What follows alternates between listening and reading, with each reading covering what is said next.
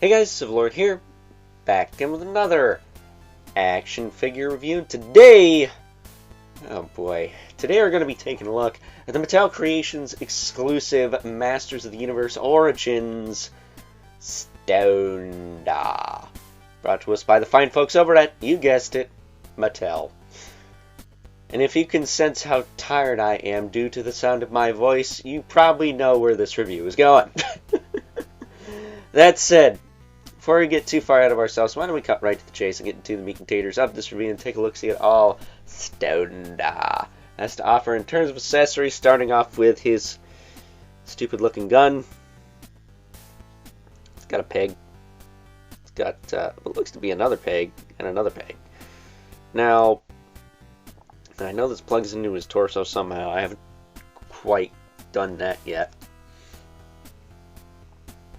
But, spoiler alert, he can't hold the darn thing. It falls out of his hand. That said, we do have the mini comic, which is exclusive to this figure, with the Masters logo on the back. And a good friend of mine told me that the meteorbs have been leaked or teased or something, and I wonder if it isn't in this very comic. But you won't see that here because on this channel we firmly believe in the ideology of get your own, dang it.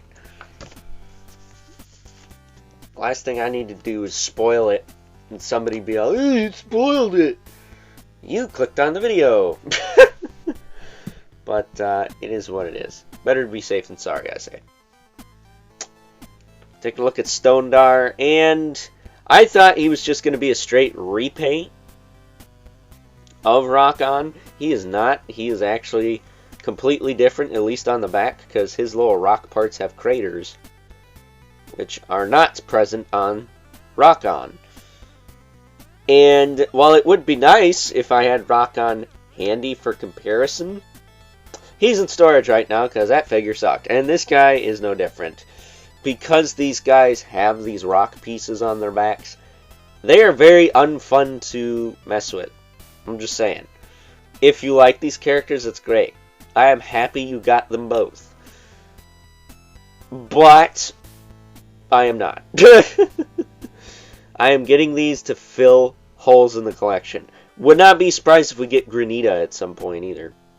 But as far as articulation on this guy goes, what you can get out of him is you can rotate his head, you can look up and down a little bit, you can fold it all the way up, fold it all the way back. Shoulders go out this far. That is pretty crap, but they do rotate. He can bend at the elbow as well as rotate. His wrists will swivel and hinge. His waist will turn as he kicks the camera. Probably because I made fun of him. His hips can barely do crap. That's about as far out as they go, and they can kick forward a decent amount. As far as bending goes, you are going to get the bare minimum of bending. And this boot is kind of loose on mine, so that's always nice. Yeah, it just feels like this does not want to bend, period. And I had it bent more than this earlier. I think I got it to... Yeah, it barely does anything, as you can tell. Same with the other side, it just barely does anything. But he does have ankle rocker with a hinge that, again, barely does anything. And you can sit there and be like, I don't care about articulation. That's great, but when the figure is literally not fun to pose, it's just not fun to pose. Like, what the heck? So as far as getting him into his rock form, I'm assuming that is where that goes. Gun literally just ports into his chest. Alright, that ain't gonna work. Gotta turn this around. Turn the ship around. That song is old as... Is that really it? Alright, so this does have to go the other way, or else it ain't gonna fit.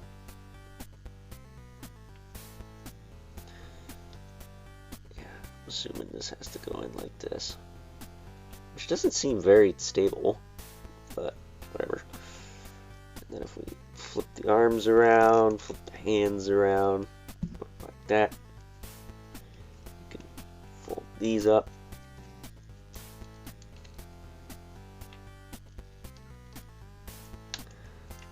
You could tell I'm having so much fun with this.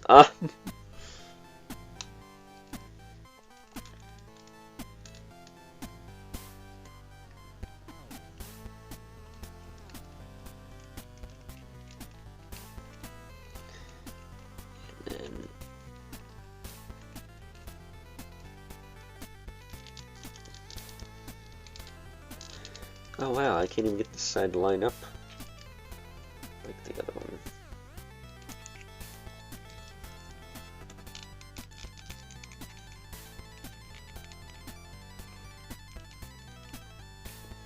Okay, oh well. It's what it is. And when all is said and done, this is ultimately what you're supposed to get. Is a rock. It's a rock, all right. Not like a big fat hunk of turd, but you know, if you like this, if this is like peak for you, I could not be happier. But for me, this is crap. So straightening him out.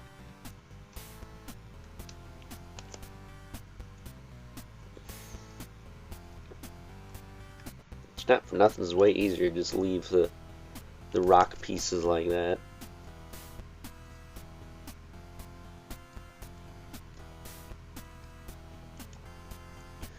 Not for nothing, you can almost use this to help wedge the gun in. Almost. It's just slightly too shallow. There he is, back in his human form. Yeah, not the best. But it is a vintage character we no longer need. And it's one we probably should have got a long time ago with the other rock guy. I mean, we got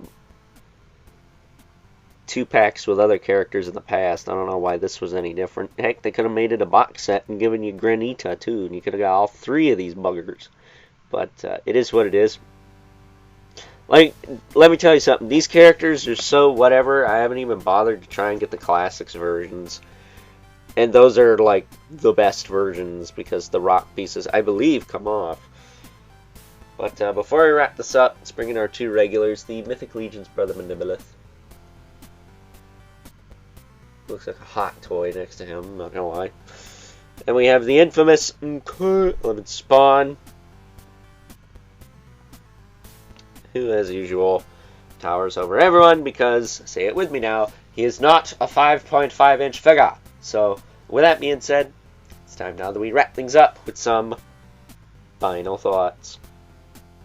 Overall, and if you are a fan of the Rock Warriors, Rock-On, and Stone-Dar, I'm happy for you.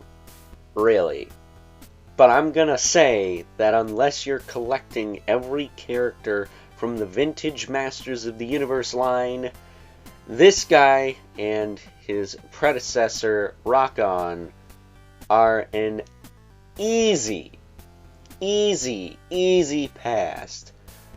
Because due to the nature of the beasts, or in this case, the rocks, these figures are condemned to just being not very good at all. Arguably, good old Stone-Dar here, more so than Rock-On, but like I said, my Rock-On is in storage, so I can't confirm nor deny that. So, with that being said, hope you guys enjoyed this review, and until next time, I'll catch you guys Later.